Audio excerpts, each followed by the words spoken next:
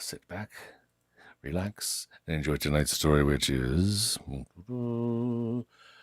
True Irish Legends, the Battle of Clontarf. Oh, yes, and please note, tonight's presentation is a fictionalized account of a historically accurate event.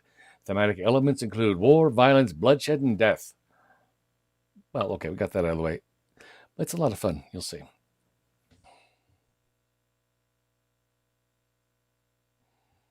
It is the end of the era of gods and warrior kings. With the victory of Christian King Brian over the enslaving Vikings, and at the cost of their own lives, Ireland is freed from bondage and increasingly left in the hands of former slaves. Odin himself makes an impressive and doomful appearance tonight, actively aiding and abetting this changing of the guard. Tonight's story is a fictionalized version of the Battle of Clontarf in the year 1014, with doomful visions and fantasy elements. While the historical facts of this battle are accurate, they are not the most important parts of this story. The protagonist is Conn the Thrall, who fights alongside Turlogh Dubh O'Brien, who is an outcast from Brian Boru's clan. There will be no puppies hurt. Boom. I got a story here somewhere. There it is. Oh, yeah, and did I mention it's going to run long? Sorry about that. If it's any compensation, next Thursdays will be right on time. I have trodden the winepress alone, and from the peoples no one was with me. I trod them in anger, and trampled them in my wrath. Their lifeblood spattered on my garments and stained all my apparel. For the day of vengeance was in my heart, and my year of redemption had come. I looked, but there was no one to help. I was appalled. There was no one to uphold. So my own arm brought me salvation, and my wrath upheld me. I trampled down the peoples in my anger. I made them drunk in my wrath, and I poured out their lifeblood on the earth. Isaiah 63, 3-6. On Good Friday, April 23rd, 1014, just north of Dublin, a momentous and bloody battle was fought. At stake was the nascent unification of the island under its first true king, Brian Boru, and the future influence of the Vikings who had settled and meddled in Ireland for nearly 2 centuries. The battle that resulted changed the course of Irish history forever.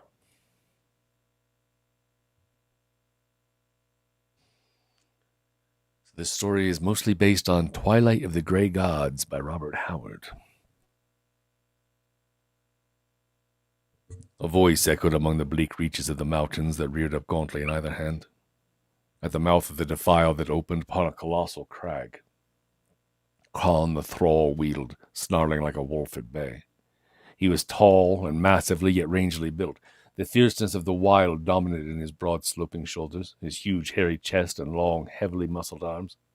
His features were in keeping with his bodily aspect, a strong stubborn jaw, low slanting forehead, topped by the shock of tousled tawny hair, which added to the wildness of his appearance. No more did than his cold blue eyes. His only garment was a scanty loincloth. His own wolfish ruggedness was protection enough against the elements. For he was a slave, in an age when even the masters lived lives as hard as the iron environments which bred them. Now Conn half-crouched, sword ready, a bestial snarl of menace humming in his bull throat, and from the defile there came a tall man wrapped in a cloak beneath which the thrall glimpsed a sheen of mail. The stranger wore a slouch hat pulled so low that from his shadowed features only one eye gleamed cold and grim as the grey sea.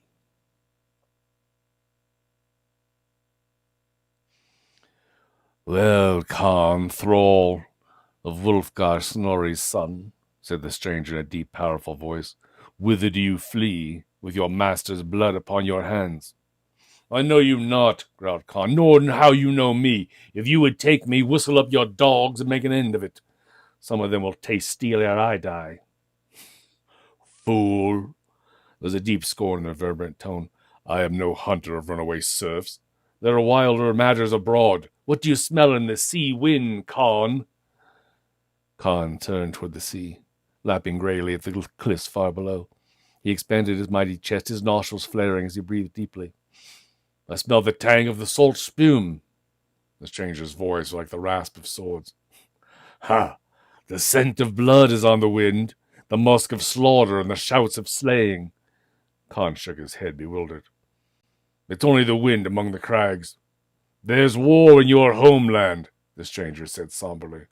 The spears of the south have risen against the swords of the north, and the death fires are lighting the land like the midday sun. How can you know this? Asked the thrall uneasily. No ship has put into Torca for weeks. Who are you? Whence come you? How know you these things? Ah, can you not hear the skirl of the pipes, the clashing of the axes? Replied the tall stranger. Can you not smell the war reek the wind brings?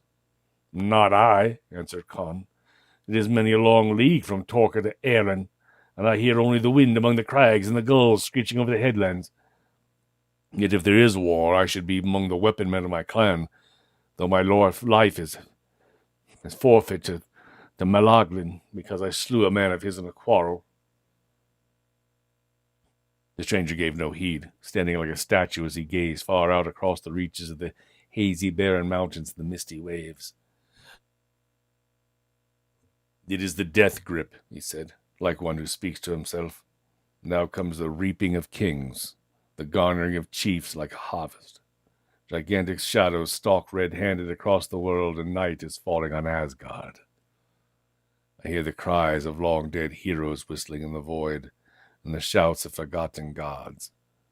To each being there is an appointed time, and even the gods must die. He stiffened, suddenly with a great shout, flinging his arms seaward. Tall rolling clouds sailing gigantically before the gale veiled the sea. Out of the mist came a great wind, and out of the wind a whirling mass of clouds, and Conn cried out. From out the flying clouds and shadows and horrific swept 12 shapes. He saw, as in a nightmare, the 12 winged horses and their riders, women in flaming silver mail and winged helmets, whose golden hair floated out on the wind behind them, and whose cold eyes were fixed on some awesome goal beyond his ken. The choosers of the slain, thundered the stranger, flinging his arms wide in a terrible gesture. They ride in the twilight of the north. The winged hooves spurn the rolling clouds, the web of fate is spun, the loom and spindle broken, doom roars upon the gods, and night falls on Asgard, night and the trumpets of Ragnarok.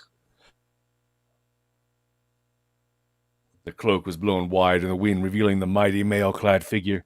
The slouch hat fell aside, the wild elf locks blew free, and Conn shrank before the blaze of the stranger's single eye.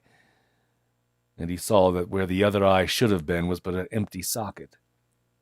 Thereat panic seized him, so that he turned and ran down the defile as a man flees demons, and a fearsome backward glance showed him the stranger etched against the cloud-torn sky, cloak blowing in the wind, arms flung high, and it seemed to the thrall that the man had grown monstrously in stature, that he loomed colossal among the clouds, dwarfing the mountains and the sea, and that he was suddenly grey as with vast age. O masters of the north, we come with a tally of remembered dead, of broken hearth and blazing homes, and rafters crashing overhead. A single cast of dice we throw to balance by the leaden sea, 100 years of wrong and woe, with one red hour of butchery. The spring gale had now blown itself out. The sky smiled blue overhead, and the sea lay placid as a pool, with only a few scattered bits of driftwood along the beaches to give mute evidence of a treachery. Along the strand rode a lone horseman, his saffron cloak whipping out behind him, his yellow hair blowing about his face in the breeze. Suddenly he reined up so short that his spirited steed reared and snorted. From among the sand dunes had risen a man, tall and powerful, of wild, shock-headed aspect, and naked but for a loincloth. "Who are you?" demanded the horseman, "who bear the sword of a chief, and yet you have the appearance of a masterless man, and you wear the collar of a serf withal?" "I am Conn, young master," answered the wanderer. "Once an outlaw, once a thrall, always a man of King Brian's, whether he will or no. And I know you. You are Dunlang O'Hartigan, friend of Morag, son of Brian, prince of Dalkais. Tell me, good sir, is there war in this land?" "Sooth to say," answered the young chief, "even now King Brian and King Malachi lie encamped at Kilmahain before Dublin. I have but ridden from camp this morning, From all the lands the Vikings King Sitric of Dublin has summoned the Slayers and Gaels and Danes are ready to join the battle, in such a battle as Aaron has never seen before. Conn's eyes clouded. By Crom, he muttered half to himself.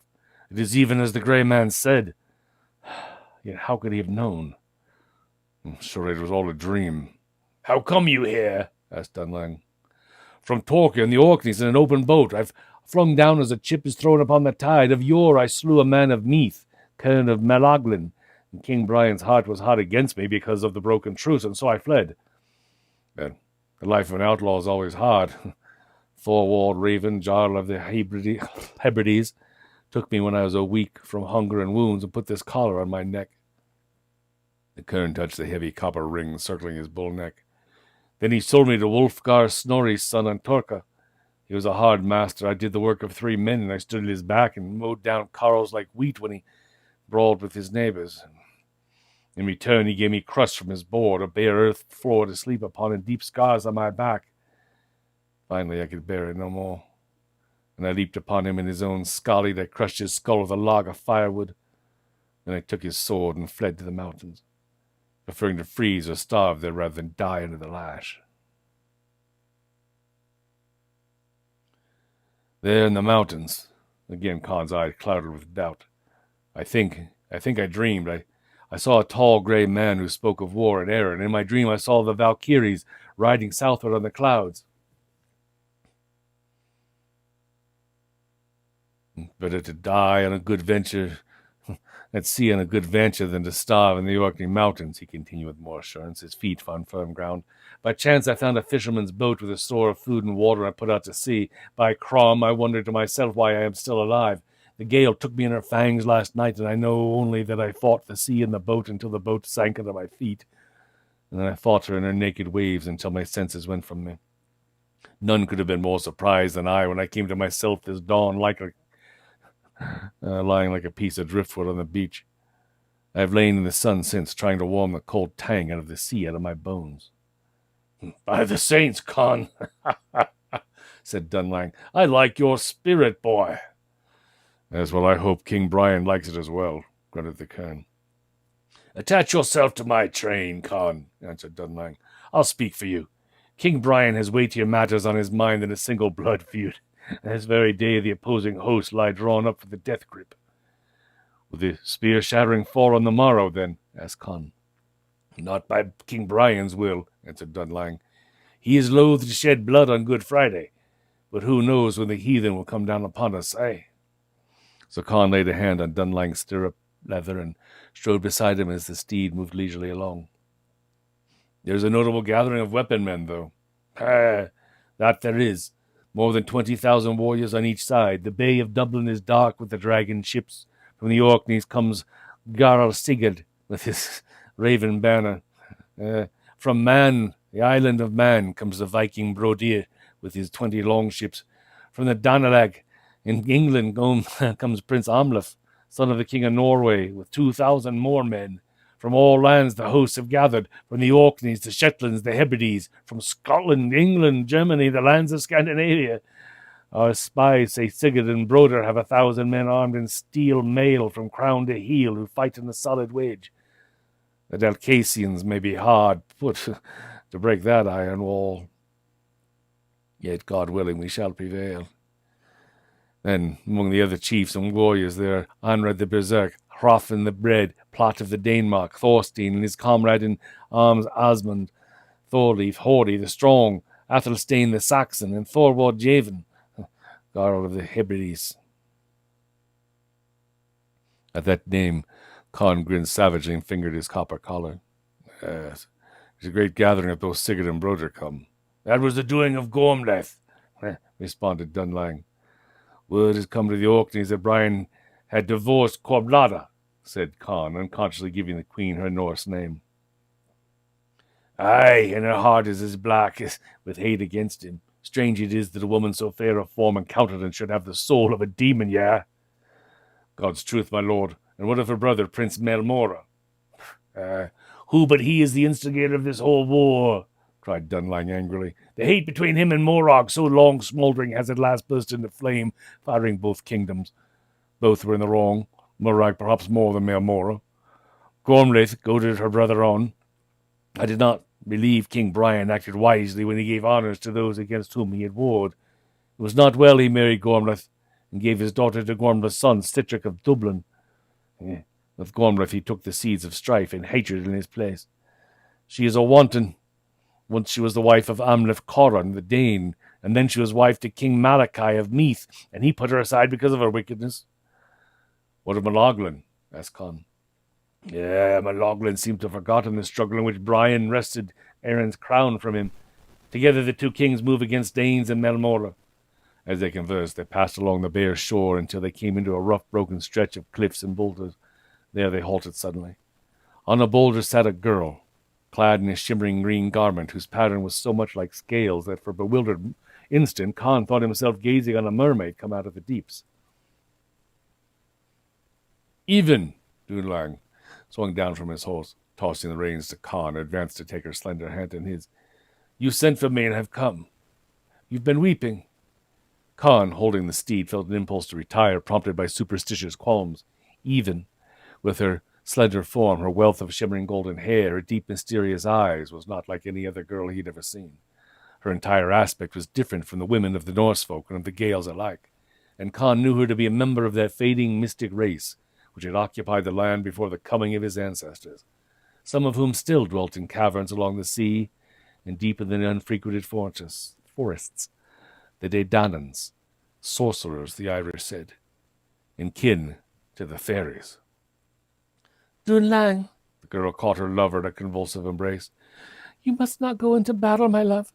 The weird of far sight is on me, and I know if you go to the war you will die. Come away with me, come away.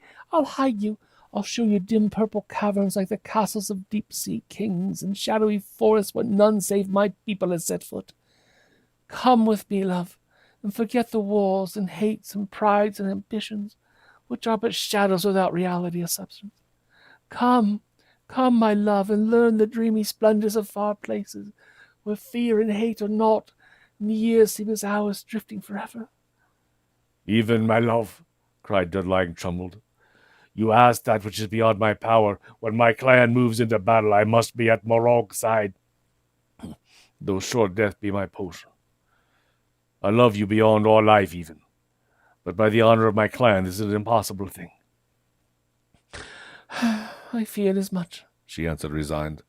You of the tall folk are but children, foolish, cruel, violent, slaying one another in childish quarrels. This is punishment visited on me, who, alone of all my people, have loved a man of the tall folk. Your rough hands have bruised my soft flesh unwittingly, and your rough spirit as unwittingly bruises my heart. I would not hurt you even, began Dunlang, pained. I know.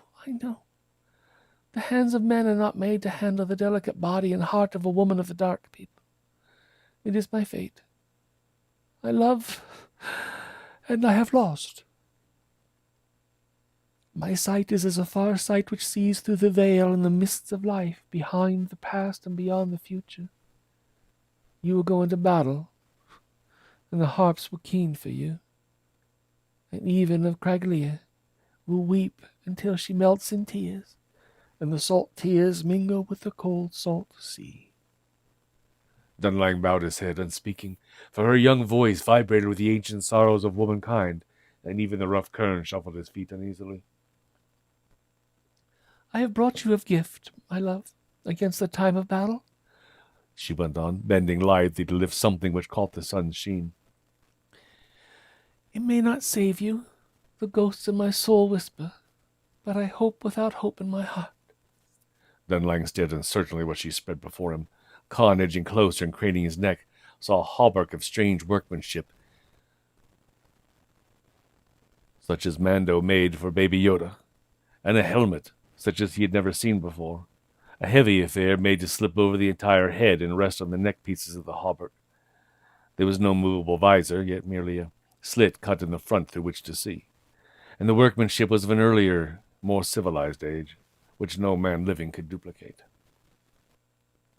Dunlang looked at it askance, with a characteristic Celtic antipathy towards armor. The Britons who faced Caesar's legionnaires fought naked, judging a man cowardly who cased himself in metal. In later ages, the Irish clans entertained the same conviction regarding Strongbow's mail-clad knights. "Even," said Dunlang, "my brothers will laugh at me if I enclose myself in iron like a Dane. How can a man have a full freedom of limb weighted by such a garment? Of all the Gaels, only Turlogh Dubh O'Brien wears full mail." "And is any man of the Gaels less brave than Turlogh?" she cried. "Oh, you of the tall people are foolish. For ages the ironclad Danes have trampled you, when you might have swept them out of the land long ago but for your foolish pride." "Not altogether pride, even," argued Dunlang. "Of what avail is mail or plated armor against the Dalcassian axe which cuts through iron like cloth?" "Mail would turn the swords of the Danes," she answered, "and not even an axe of the O'Briens would rend this armor. Long it has lain in the deep-sea caverns of my people, carefully protected from rust. He who wore it as a warrior of Rome in the long ago, before the legions were withdrawn from Britain, in an ancient war on the borders of Wales. It fell into the hands of my people, and because its wearer was a great prince, my people treasured it. Now I beg you to wear it. If you love me, wear it." Dunlang took the armor hesitantly, nor could he know that it was the armor worn by a gladiator in the days of the later Roman Empire. No wonder, by what chance it had been worn by an officer in the British legions. Ah, this is the way. Little of that knew Dunlang also. Like most of his brother chiefs who could neither read nor write, the knowledge and education were for monks and priests. A fighting man was kept too busy to cultivate the arts and sciences. But he took the armor, and because he loved this strange girl, he agreed to wear it. "If it will fit me." "It will fit you," she answered, "but I will see you no more. I will see you no more alive." She held out her white arms, and he gathered her hungrily to him while Conn looked away. Then Dunlang gently unlocked her clinging arms from about his neck. He kissed her and tore himself free. Without a backward glance, he mounted his steed and rode away, with Conn trotting easily alongside. Looking back in the gathering dusk, the Cairn saw even standing there still, a poignant picture of despair.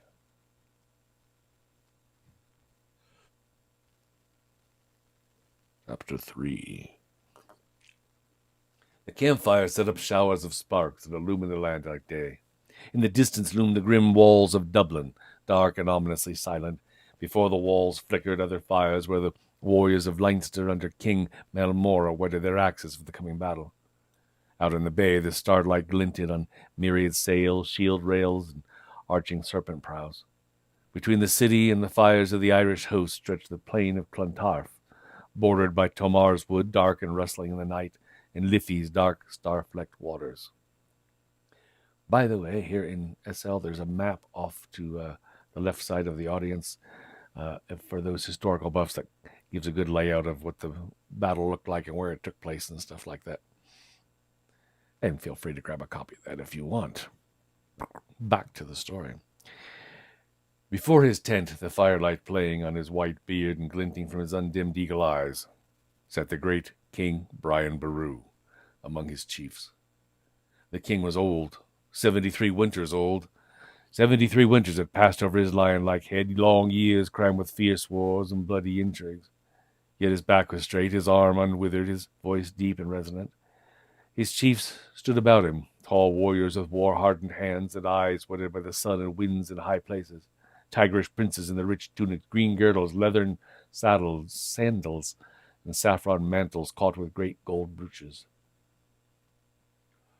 There were an array of war eagles, Morag, Brian's eldest son, the pride of all Erin, tall and mighty with wide blue eyes that were never placid but danced with mirth, dulled with sadness or blazed with fury. Moreau's young son, Turlogh, a supple lad of 15 with golden locks and an eager face, tense with anticipation of trying his hand for the first time in the great game of war. And there was that other Turlogh, his cousin, Turlogh Dubh, who was only a few years older, but who already had his full stature and was famed throughout all Erin for his berserk rages and the cunning of his deadly axe play. And there was Mithla O'Phelan, Prince of Desmond or South Munster, and his kin, the great stewards of Scotland, Lennox and Donald of Mar, who had crossed the Irish Channel with their wild Highlanders, tall men, sombre, gaunt, and silent. "There can be only and there was Dunlog O'Harrigan, and O'Hine, chief of Connaught. But O'Kelly, brother chief of O'Hine and prince of Hymeni, was in a tent of his uncle King Malachi O'Neill, which was pitched in the camp of Meathman, apart from the Dalcassians, and King Brian was brooding on the matter. For since the setting of the sun, O'Kelly had been closeted with the king of Meath, and no man knew what passed between them. Nor was Donogh, son of Brian, among the chiefs before the royal pavilion, for he was afield in a band of ravaging the holdings of Melmora of Leinster. Now Dunlang approached the king, leading with him Conn the Thrall. "My lord," quoth Dunlang, "here is a man who was outlawed aforetime, who has spent vile durance among the Gaul, and who risked his life by storm and sea to return and fight under your banner, my lord. From the Orkneys in an open boat this man came, naked and alone, and the sea cast him all but lifeless on the sand." Brian Boru stiffened. Even in small things his memory was sharp as a whetted stone. "Aye, thou. Aye, I remember him. Well, Conn, you have come back, eh? With your red hands." "Aye, King Brian," answered Conn stolidly. "My hands are red, it is true, and so I look to washing off the stain in Danish blood. You dare to stand before me, to whom your life is forfeit." "This alone I know, King Brian," said Conn boldly. "My father was with you at Sulcoit and the sack of Limerick, and before that followed you in your days of wandering, was one of the 15 warriors who remained to you when King Mehan, your brother, came seeking you in the forest. And my grandsire followed Murktagh of the leather cloaks, and my people have fought the Danes since the days of the Thorgils. You need men who can strike strong blows. It's my right to die in battle against my ancient enemies rather than shamefully at the end of a rope." King Brian nodded. "Well spoken. Take your life. Your days of outlawry are at an end. King Malachi would perhaps think otherwise, since it was a man of his you slew. But," here he paused. An old doubt ate at the soul of this king at the thought of King Meath. "Let it be. Let it rest until after the battle. Mayhap this will be the world's end for us all anyway." Dunlang stepped toward Conn and laid a hand on the copper collar. "Let us cut this away. You're a free man now." But Conn shook his head. "No, not until I have slain Thorwald Raven who put it there. I'll wear this into battle as a sign of no quarter." "It's a noble sword you wear, Kern," said Morog suddenly. "Aye, my lord. Murktagh of the leather cloaks wielded his blade until Blackhair the Dane slew him at Ardee, and it remained in the possession of the Gaul. I took it from the body of Wulfgar Snorri's son." "It's not fitting that a Kern such as you should wear the sword of a king," said Morog brusquely. "Let one of the chiefs take it and give him an axe instead." Conn's fingers locked about the hilt. "He would take the sword from me, had best give me the axe first. And that suddenly," he said grimly. Morog's hot temper blazed. With an oath he strode forward toward Conn, who met him eye to eye and gave back not a step. "Be at ease, my son," ordered King Brian. "Let the Kern keep his blade." Morog shrugged. His mood changed. "Aye, keep it and follow me into battle, then. We shall see if a king's sword in a Kern's hand can hew as wide a path as a prince's blade." "My lord," said Conn, "it may be God's will that I fall in the first onset, but the scars of slavery burn deep in my back this night, and I will not be backward when the spears are splintering."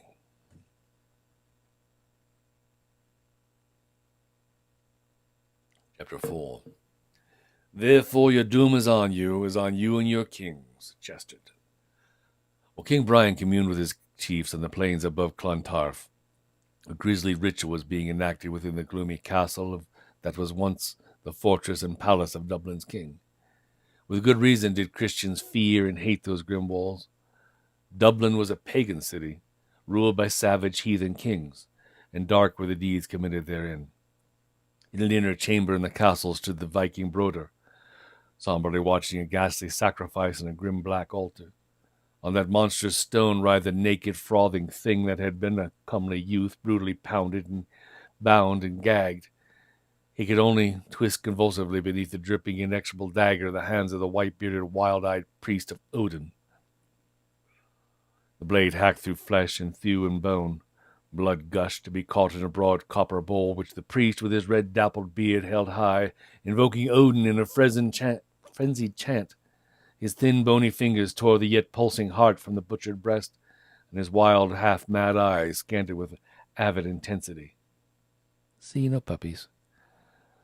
"What of your divinations?" remained Broder impatiently. Shadows flickered in the priest's cold eyes, his flesh crawled with mysterious horror. 50 years have I served Odin," he said. 50 years divined by the bleeding heart, but never such portents as these. Hark, Broder, if ye fight not on Good Friday, as the Christians call it, your host will be utterly routed and all your chiefs slain. If ye fight on Good Friday, King Brian will die. Aye, he will die, but he will win the day." Broder cursed with cold venom. The priest shook his ancient head. "I cannot fathom the portent, and I am the last of the priests of the Flaming Circle who learned mysteries at the feet of the Thorgals. I see battle and slaughter, and yet more, shapes gigantic and terrible that stalk monstrously through the mists." "Enough of such mummery," snarled Broder. "If I fall, I would take Brian to Helheim with me. We'd go against the Gaels on the morrow, fall fair, fall foul." He turned and strode from the room. Broder traversed a winding corridor and entered another, more spacious chamber, adorned, like all the Dublin's king's palaces, with the loot of all the world: gold-chased weapons, rare tapestries, rich rugs, divans from Byzantium and the East, plunder taken from all the peoples by the roving Norsemen. For Dublin was the center of the Vikings' wide-flung world, the headquarters whence they fared forth to loot the kings of the earth. And a queenly form rose to meet him, Cormlada, whom the Gaels called Gormlaith, which is indeed fair, but there was cruelty in her face and in her hard, scintillant eyes. She was of mixed Irish and Danish blood, and she looked the part of a barbaric queen, with her pendant earrings, her golden armlets and anklets, and her silver breastplates set with jewels. But for these breastplates her only garments were a short silken skirt which came halfway to her knees and was held in place by a wide girdle about her lithe waist, and sandals of soft red leather. Her hair was red gold, her eyes light and grey and glittering. Queen she had been, of Dublin, of Meath, and of Thomond, and queen she was still, for she held her son Sitrick and her brother Melmora in the palm of her slim white hand. Carried off in a raid in her childhood by Amleth Corran, king of Dublin, she had early discovered her power over men. As the child wife of the rough Dane, she had swayed his kingdom at will, and her ambitions increased with her power.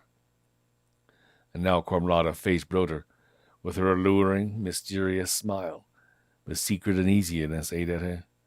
In all the world there was but one woman she feared, and but one man, and the man was Broder. With him she was never entirely sure of her course. She duped him as she duped all men, but it was with many misgivings, for she sensed in Broder an elemental savagery which, once loosed, she might not be able to control. "What of the priest's words, Broder?" she asked.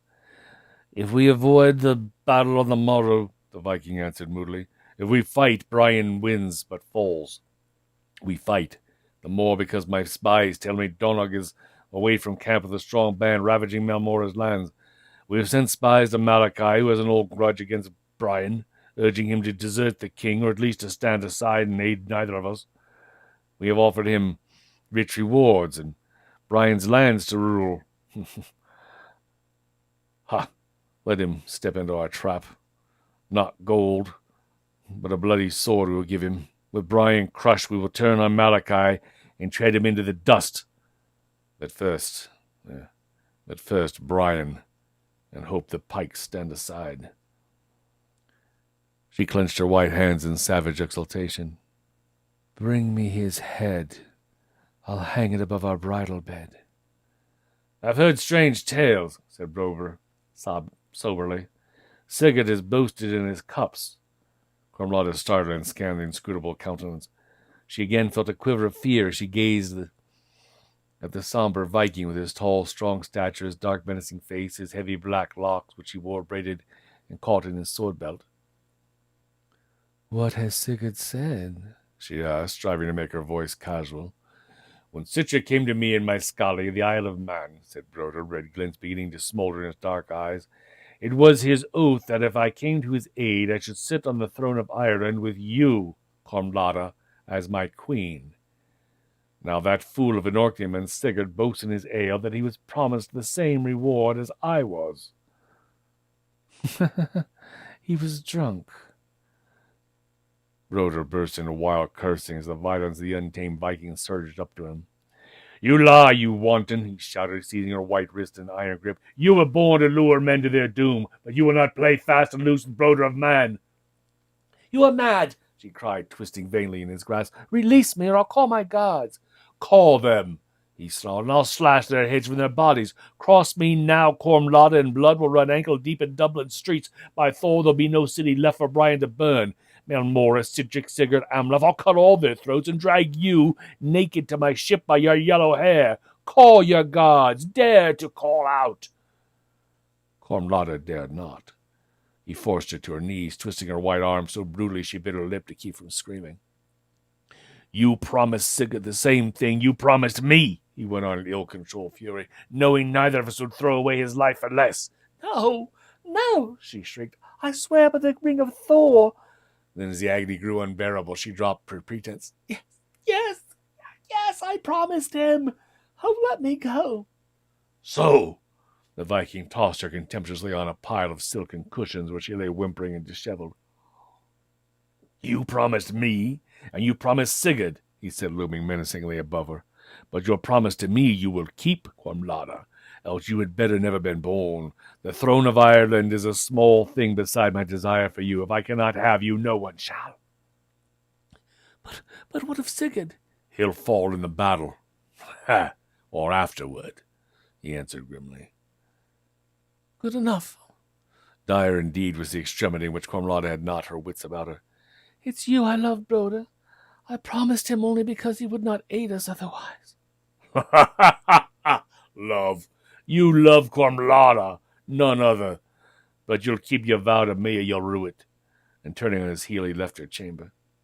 Cormlada rose, rubbing her arm where the blue marks of his fingers marred her skin. May he fall in the first charge, she ground between her teeth.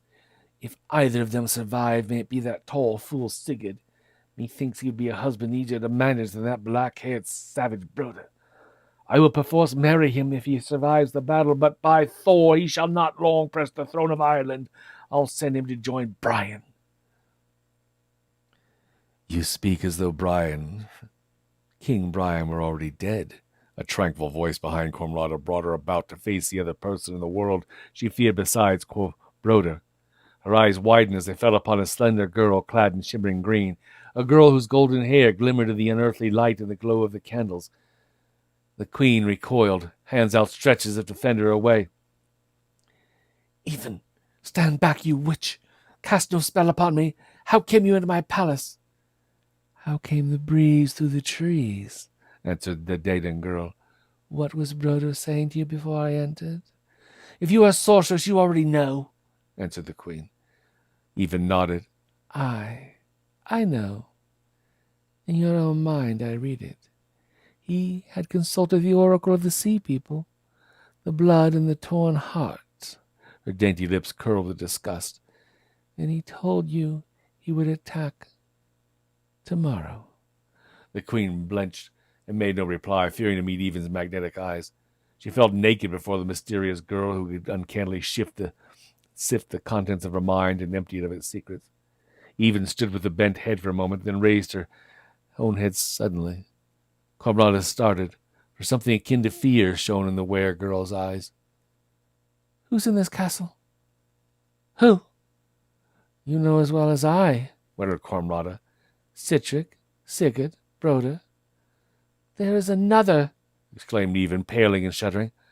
I know him of old. I feel him. He bears the cold of the north with him, the shivering tangs of icy seas.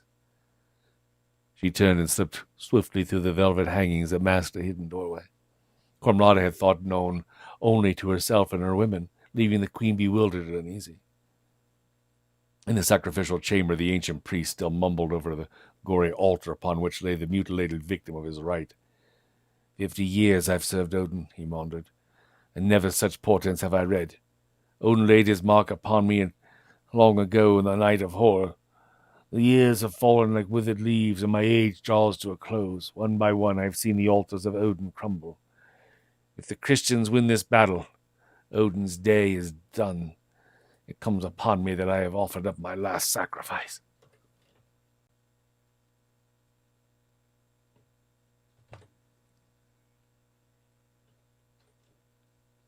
A deep, powerful voice spoke behind him.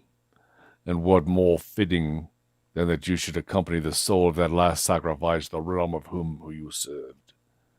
The priest wheeled, the sacrificial dagger falling from his hand. Before him stood a tall man, wrapped in a cloak beneath shone the gleam of armor. A slouch hat was pulled low over his forehead, and when he pushed it back, a single eye, glittering and grim as the gray sea, met his horrified gaze. Warriors who rushed into the chamber, the strangled scream that burst hideously forth, found the old priest dead beside his corpse-laden altar, unwounded, but with face and body shriveled as by some intolerable exposure, and a soul-shaking horror in his glassy eyes. Yet save for the corpses, the chamber was empty, and none had been seen to enter it since Broder had gone forth. Alone in his tent with the heavily armored Galaglox ranged outside, King Brian was dreaming a strange dream. In his dream, a tall gray giant loomed terribly above him and cried in a voice that was like thunder among the clouds, "Beware, champion of the white Christ! Though you smite my children with the sword and drive me into the dark voids of Jotunheim, yet shall I work you rue. As you smite my children with the sword, so shall I smite the son of your body, and as I go into the dark, so shall you go likewise, king, when the choosers of the slain ride the clouds above the battlefield." The thunder of the giant's voice and the awesome glitter of his single eye froze the blood of the king who had never known fear, and with a strangled cry he woke, starting up. The thick torches which burned outside illumined the interior of his tent sufficiently well for him to make out a slender form. "Even," he cried, "by my soul, it is well for kings that your people take no part in the intrigues of mortals. Then you can steal into the very noses of the gods in our tents. Do you seek Dunlang?" The girl shook her head sadly. "I see him no more alive, great king. Were I to go to him now, my own black sorrow might unman him. I will come to him among the dead tomorrow." King Brian shivered. "But it is not of my woes that I came to speak, my lord, my king," she continued wearily. "It is not the way of the dark people to take part in the quarrels of the tall folk. But alas, I love one of them. This night I talked with Gormlith." Brian winced at the name of his divorced queen. "Yes, Cormlada. And your news?" "Broder strikes on the morrow." The king shook his head heavily. "It vexes my soul to spill blood on the holy day, Good Friday. But if God wills it, we will not await their onslaught. We will march at dawn to meet them. I will send a swift runner back to bring back Donogh." Even shook her head once more. Nay, great king. Let Donogh live. After the battle of the Dalcalcians will need strong arms to brace the scepter." Brian gazed fixedly at her. I read my own doom in those words, Even. Have you then cast my fate?" Even spread her hands helplessly. "My lord, not even the dark people can rend the veil at will. Not by the casting of fates or the sorcery of divination, not in smoke or in blood have I read it. But a weird is upon me, and I see through flame in the dim clash of battle." "And you see that I shall fall, then? Is that it?" She bowed her face and her hands in front of King Brian. "Well, let it fall as God wills," said King Brian tranquilly. "I have lived long and deeply. Weep not. Through the darkest mists of gloom and night, dawn yet rises on the world. My clan will revere you in the long days to come. Now go, Even, for the night wanes toward morn, and I would make my peace with my God." And Even of Craiglia went like a shadow from the king's tent.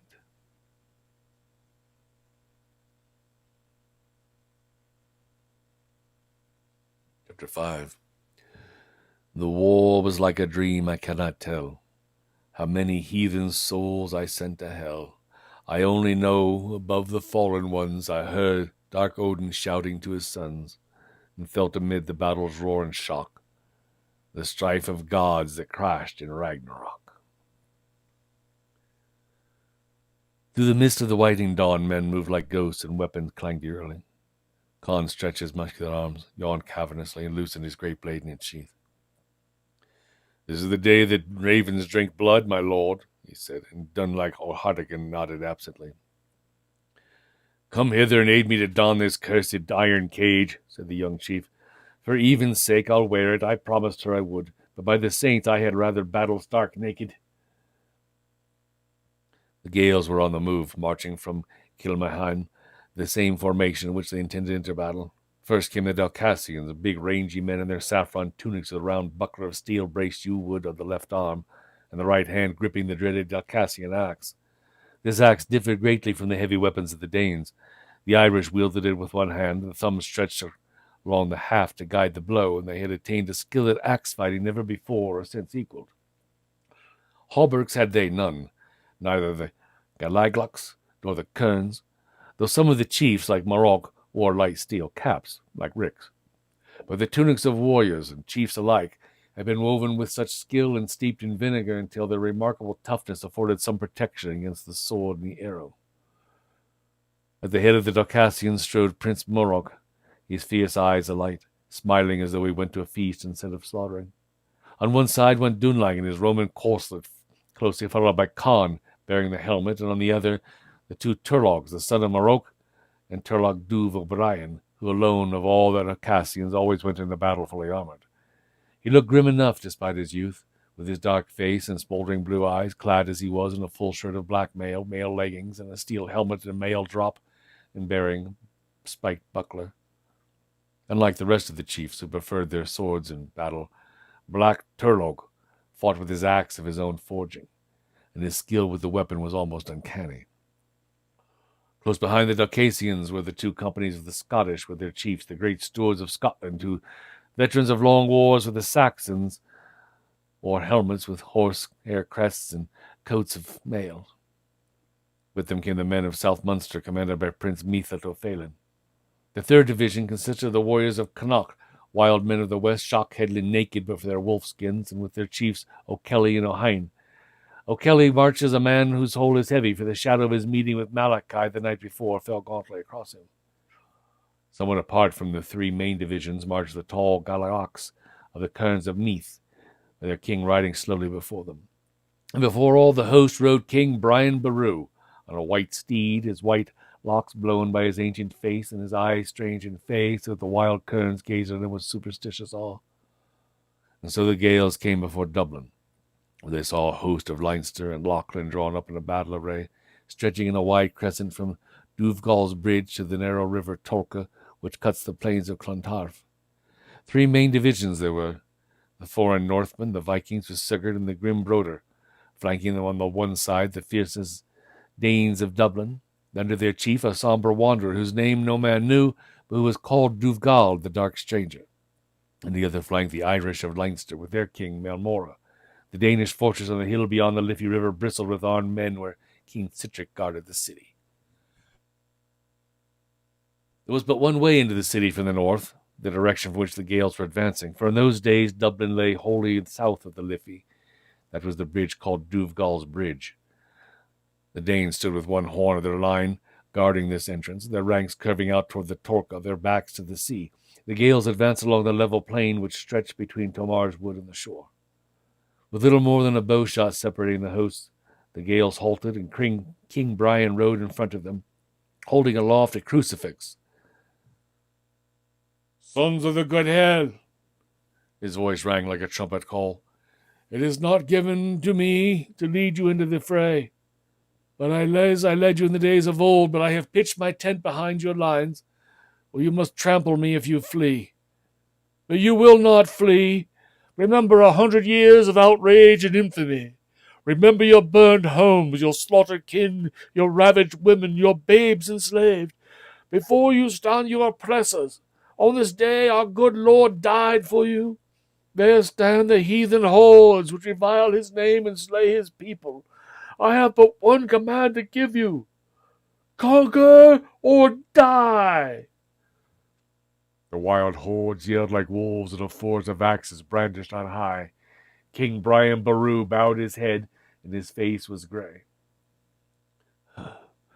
"Let them lead me back to my tent, then," he whispered to Morok. "Age has withered me for the play of axes, and my doom is hard upon me. Go forth, make God stiffen your arms to the slaying." And now as the king rode slowly back to his tent among his guardsmen, there was a taking of the girdles, a drawing of blades, a dressing of shields. Conn placed the Roman helmet of Dunlang's head and grinned at the result, for the young chief looked like some mythical iron monster out of Norse legendary. But he promised even he would wear it. The hosts moved inexorably toward each other. The Vikings had assumed their favorite wedge-shaped formation with Sigurd and Broder at the tip. The Northmen offered a strong contrast to the loose lines of the half-naked Gaels. They moved in compact ranks, armored with horned helmets, heavy scale mail coats reaching to their knees, and leggings of seasoned wolf-hide braced with iron plates, and they wore great kite-shaped shields of linden wood with iron rims and long spears. The 1,000 warriors in the forefront were long leggings and gauntlets of mail as well, so that from crown to heel they were steel-clad.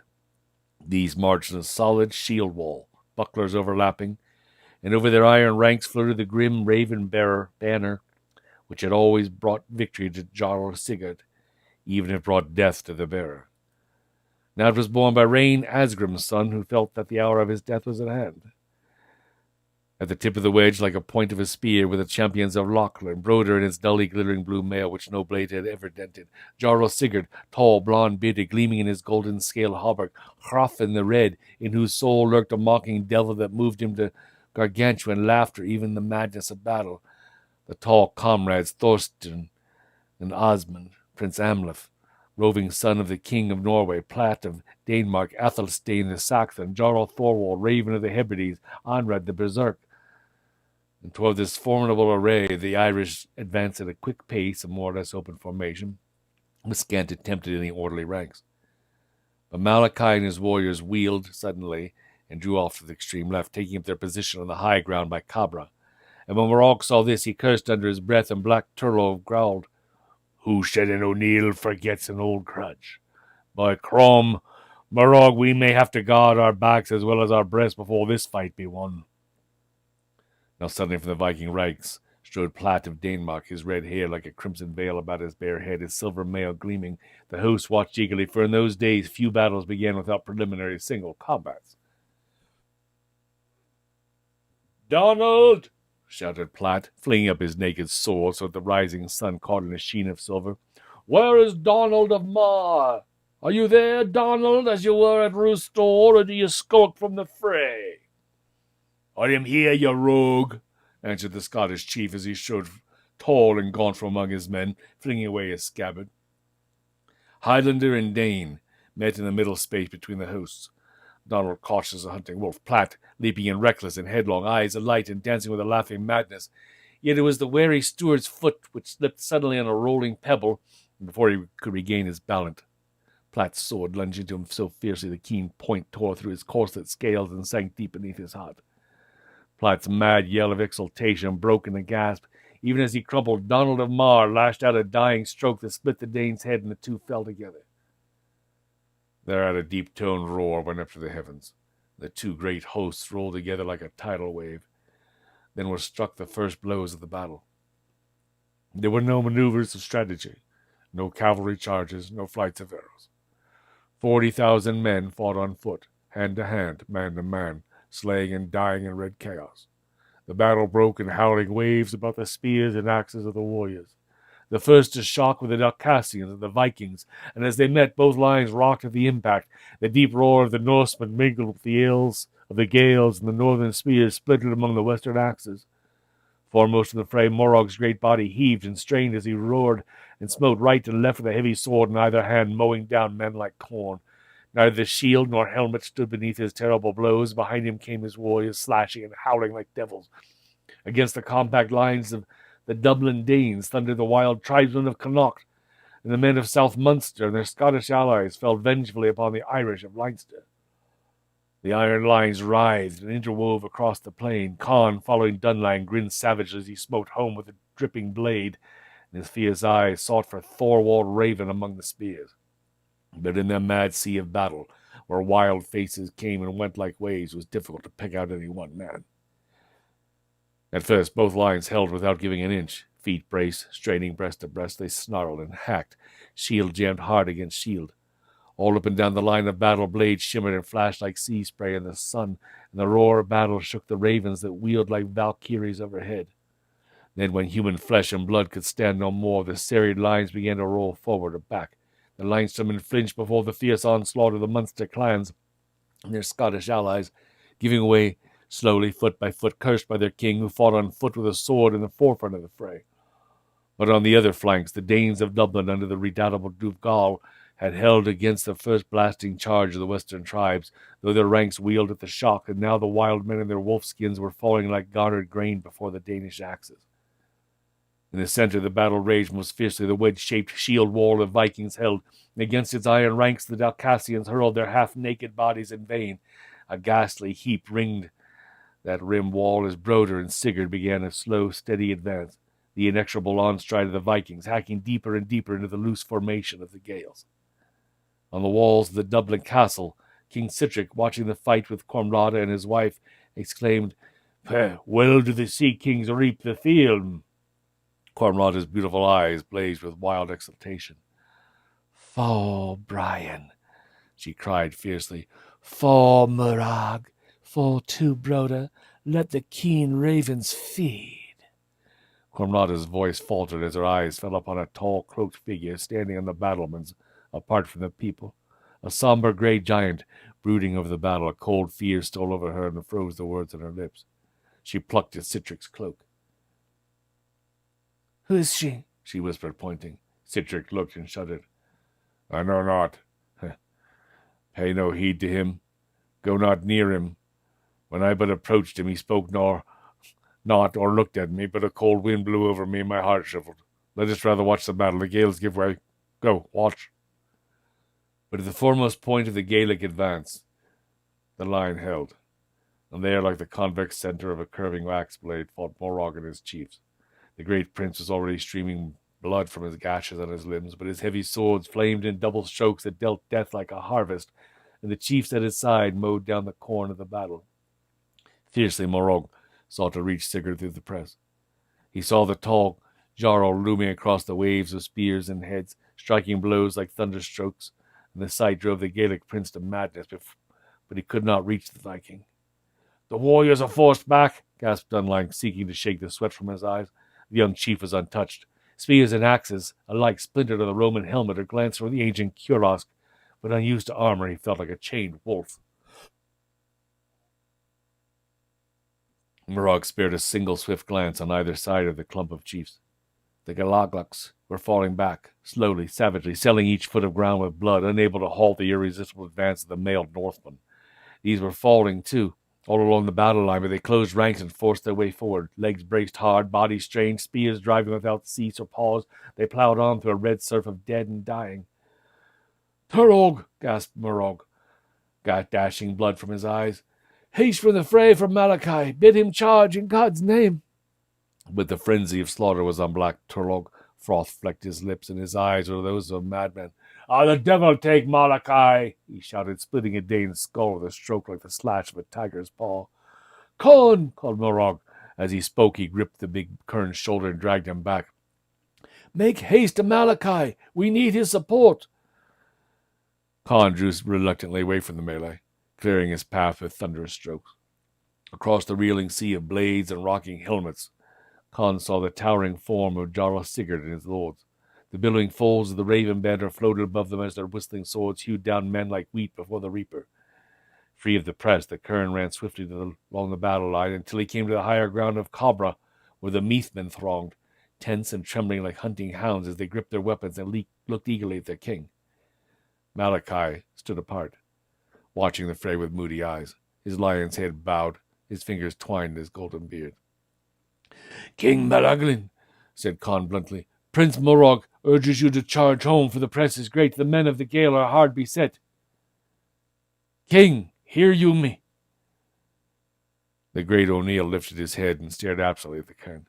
Conn little guessed the chaotic struggle which was taking place in Malachai's soul, the red visions which thronged in his brain. Riches, power, the rule of all Erin, balanced against the black shame of treachery. He gazed out across the field where the banner of his nephew O'Kelly heaved among the spears. The Malachai shuddered, but shook his head. Nay, it's not time. I will charge. I will charge when the time comes. For an instant, King and Cairn looked into each other's eyes. Malachai's eyes dropped. Conn turned without a word and sped down the slope. As he went, he saw that the advance of Lennox and the men of Desmond had been checked.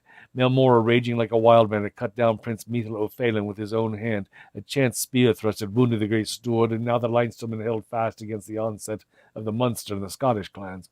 But where the Dalcassians fought, the battle was locked. The Prince of Thomond broke the onrush of the Norsemen like a jutting cliff that breaks the sea. Conn reached Morag in an upheaval of slaughter. Moroglan says he will charge when it suits him, when the time comes. Oh, hell to his soul, cried Black Turlogh. We are betrayed then by Malachai. Morag's blue eyes flamed. Then in the name of God, he roared, let us charge and die. The struggling men were stirred in a shout. The blind passion of the Gael surged up, bred of desperation. The line stiffened, a great shout shook the field that made King Citricatta's castle wall whiten and grip the parapet. He had heard such shouting before. And now, as Morag leaped forward, the Gaels woke to red fury in men who have no hope. The nearness of doom woke frenzy in them, and like inspired madmen, they hurled their last charge and smote the walls of shields which reeled at the blow. No human power could stay the onslaught. Morag and his chiefs no longer hoped to win or even to live, but only to glut their fury as they died, and in their despair they fought like wounded tigers, severing limbs, splitting skulls, cleaving breasts and shoulder bones. Close at Morag's heels flamed the axe of Black Turlogh and the swords of Dunlang and the chiefs, and under that torrent of steel the iron line crumpled and gave. And through the breach the frenzied Gaels poured. The shield formation melted away. At the same moment the wild men of Connaught again hurled a desperate charge against the Dublin Danes. O'Hind and Duvgaul fell together. The Dublin men were battered and backward, disputing every foot. The whole field melted into a mingled mass of slashing battlers without rank or formation. Among a heap of torn Dalcassian dead, Morag came at last upon Jarl Sigurd. Behind the Jarl stood grim old Rain Asgrim's son, holding the raven banner. Morag slew him with a single stroke. Sigurd turned. His sword rent Morag's tunic and gashed his chest, but the Irish prince smote so fiercely that the Norseman's shield and Jarl Sigurd reeled backward. Thorfleigh Hordy had picked up the banner, but scarce had he lifted it when Black Turlogh, his eyes glaring, broke through the split to his skull, and split his skull to the teeth. Sigurd, seeing his banner fallen once more, struck Morag with such desperate fury that his sword bit through the prince's morion and gashed his scalp. Blood jetted down Morag's face, and he reeled, but before Sigurd could strike back, Black Turlogh's axe licked out a flicker of lightning. The Jarl's warding shield fell shattered from his arm, and Sigurd gave back for an instant, daunted by the play of that deathly axe, and then a rush of warriors swept the raging chiefs apart.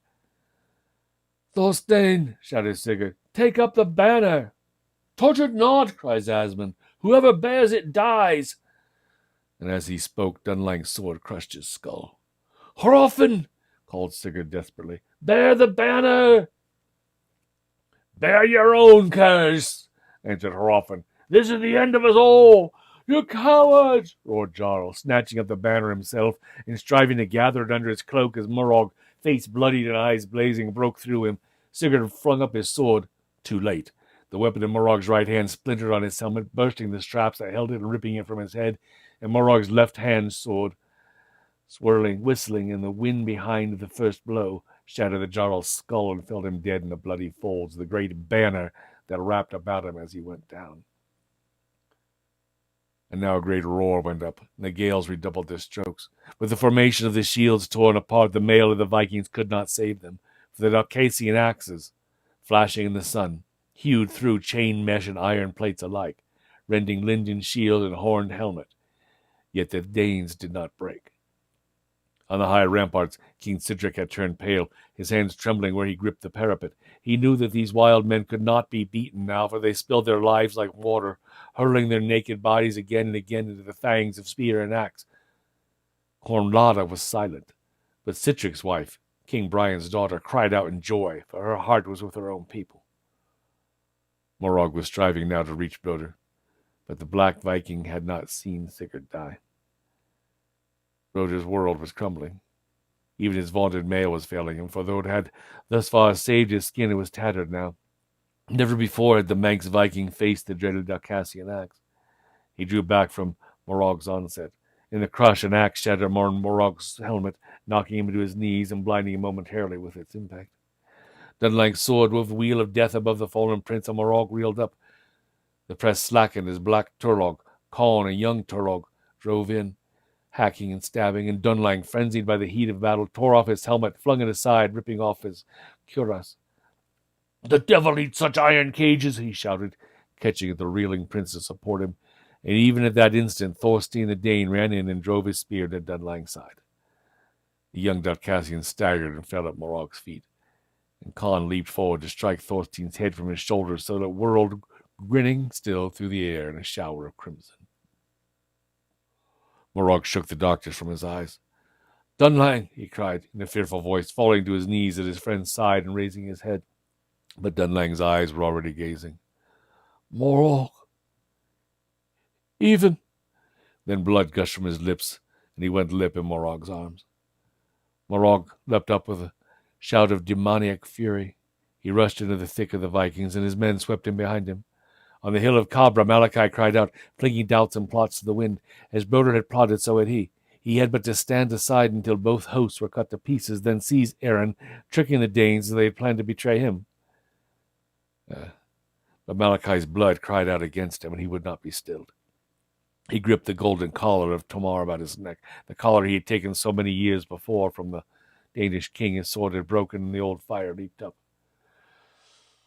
"Oh, charge and die!" he shouted, drawing his sword, and at his back the men of Meath gave tongue like a hunting pack and swarmed down into the field.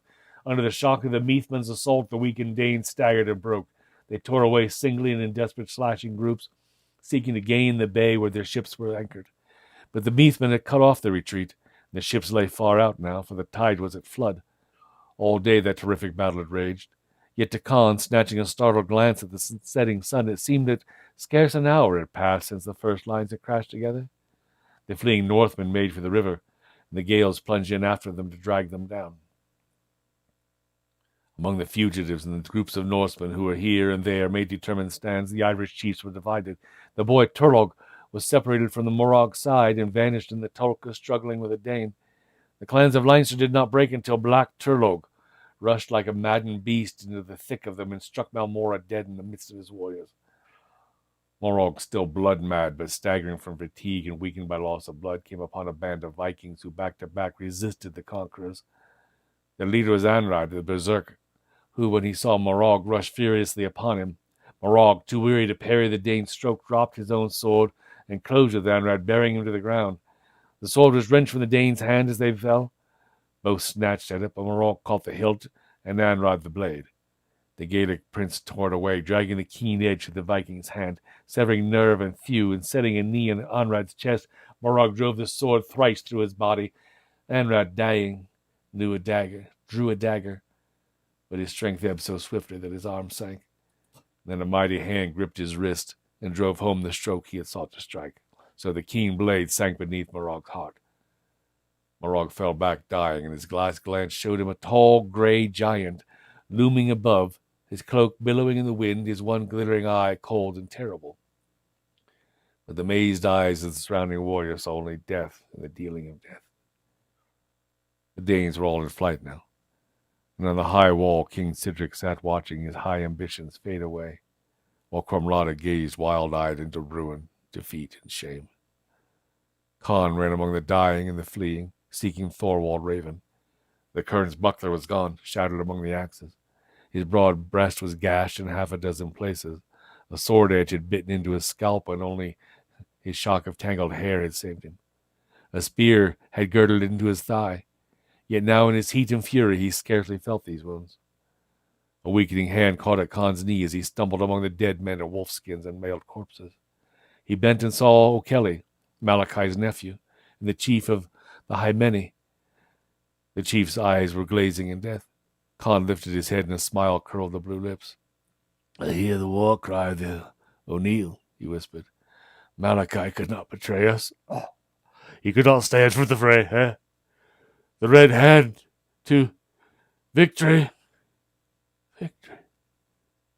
Conn rose as O'Kelly died and caught the sight of a familiar figure. Thorwald Raven had broken from the press and now fled alone and swiftly, not toward the sea or the river where his comrades died beneath the Gaelic axes, but toward Tomar's wood. Conn followed, spurred by his hate. Thorwald saw him and turned and snarling, and so the thrall met his former master. As Conn rushed into close quarters, the Norseman gripped his spear shaft with both hands and lunged fiercely, but the point glanced from the great copper collar about the kern's neck. Conn, bending low, lunged forward and upward with all his power, so the great blade ripped through Jarl Thorwald's tattered mail and spilled his entrails on the ground. And still no puppies hurt. Turning, Conn saw that chase had brought him almost to the king's tent. Pitched behind the battle lines, he saw King Brian Boru standing in front of the tent, his white locks flowing in the wind, but one man attending him, and Conn ran forward. "Kern, what are your tidings?" asked the king. "The foreigners flee," answered Conn, "but Morag has fallen."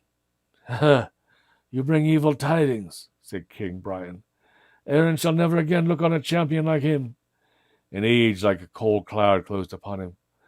"Where are your guards, my lord?" asked Conn. "They have joined in the pursuit."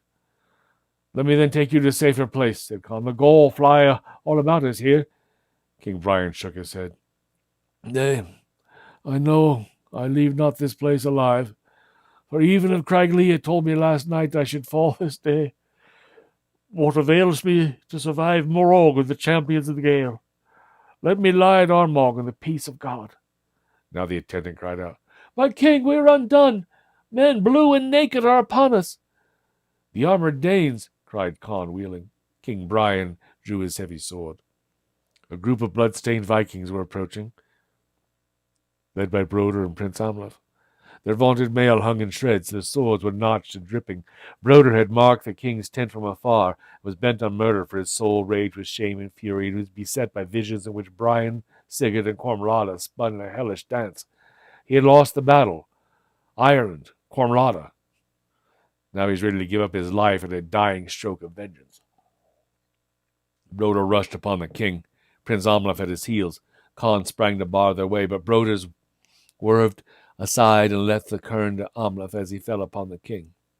Conn took Amleth's blade in his left arm and smote a single terrible blow that rent the prince's hauberk like paper and shattered his spine. Then the kern sprang back to guard King Brian. Then even as he turned, Conn saw Broder parry Brian's stroke and drive his sword through the ancient king's breast. Brian went down, but even as he fell, he caught himself on one knee and thrust his keen blade through flesh and bone, cutting both Broder's legs from under him. The Viking's scream of triumph broke in a ghastly groan as he toppled in a widening pool of crimson. And there he struggled convulsively and lay still. Conn stood looking dazedly around him. Broder's company of men had fled. The Gaels were converging on Brian's tent. The sound of the keening for the heroes already rose to mingle with the screams and shouts that still came from the struggling hordes along the river. They were bringing Morog's body to the king's tent, walking slowly, weary, bloody men with bowed heads. Behind the litter that bore the prince's body came others, laden with the bodies of Turlogh, Morog's son, of Donald, steward of the Mar, of O'Kelly and O'Hine, the western chiefs, of Prince Methil, of O'Phelan, of Dunlag O'Hartigan, beside whose litter walked even of Craiglee, her golden head sunk on her breast. The warriors set down the litters and gathered silently and wearily about the corpse of King Brian Boru. They gazed unspeaking, their minds dulled from the agony of strife. Even lay motionless beside the body of her lover, as if she herself were dead. No tears stood in her eyes, no cry or moan escaped her pallid lips.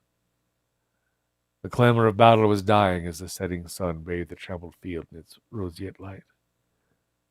The fugitives, tattered and slashed, were limping into the gates of Dublin, and the warriors of King Sidric were preparing to stand siege. But the Irish were in no condition to besiege that city. 4,000 warriors and chieftains had fallen, and nearly all the champions of the Gael were dead. But more than 7,000 Danes and Leinstermen lay stretched on the blood-soaked earth, and the power of the Vikings was broken. On Clontarf, their iron reign was ended. Conn walked toward the river, feeling now the ache of his stiffening wounds. He met Turlogh Dubh. The madness of battle was gone from Black Turlogh, and his dark face was inscrutable. From head to foot he was splattered with crimson. "My lord," said Conn, fingering the great copper ring about his neck, "I have slain the man who put this thrall mark upon me. I would be free of it." Black Turlogh took his red-stained axe head in his hands. Pressing it against the ring, drove the keen edge to the softer metal. The axe gashed Conn's shoulder, but neither heeded. "Ah, and now I am truly free," said Conn, flexing his mighty arms. "My heart is heavy for the chiefs who have fallen, but my mind is mazed with wonder and glory. When will ever such a battle be fought again? Truly was a feast of the ravens, a sea of slaughter." His voice trailed off, and he stood like a statue, head flung back, eyes staring into the clouded heavens. The sun was sinking in a dark ocean of scarlet. Great clouds rolled and tumbled, piled mountainously against the smoldering red of the sunset. The wind blew out of them, biting cold, and borne on the wind, etched shadowy against the clouds. A vague, gigantic form went flying, beard and wild locks streaming in the gale, cloak billowing out like great wings, speeding into the mysterious blue mists that pulsed and shimmered in the brooding north. "Look, up there in the sky," cried Conn. "The grey man, it is he." The grey man. Yeah, the grey man with the single terrible eye. "I saw him on the mountains of Torca. I glimpsed him in the brooding walls of the Dublin while the battle raged. I saw him looming above the Prince Morag as he died. Look, look, he rides the wind and races among the tall clouds. He dwindles. He fades into the void. He vanishes." "Yes, that is Odin, god of the sea people," said Turlogh somberly. "His children are broken, his altars crumble, his worshippers fallen before the swords of the south. He flees the new gods and their children, and he returns to the blue gulfs of the north which gave him birth. No more will helpless victims howl beneath daggers of his priests. No more will he stalk the black clouds." He shook his head darkly. "Yes, Odin, the grey god, passes. We too are passing, though we have conquered. The days of twilight come on amain, and a strange feeling is upon me as of a waning age. What are we all, too, but ghosts waning in the night?" And he went on into the dusk, leaving Conn to his freedom from thraldom and cruelty, as both he and all the Gaels were now free of the shadow of the grey god and his ruthless worshippers. And that is the end of Twilight of the Grey Gods by Robert Howard. So, a lot of crazy names, probably a little hard to keep up, but I hope you enjoyed it. Anyway, heck of a battle.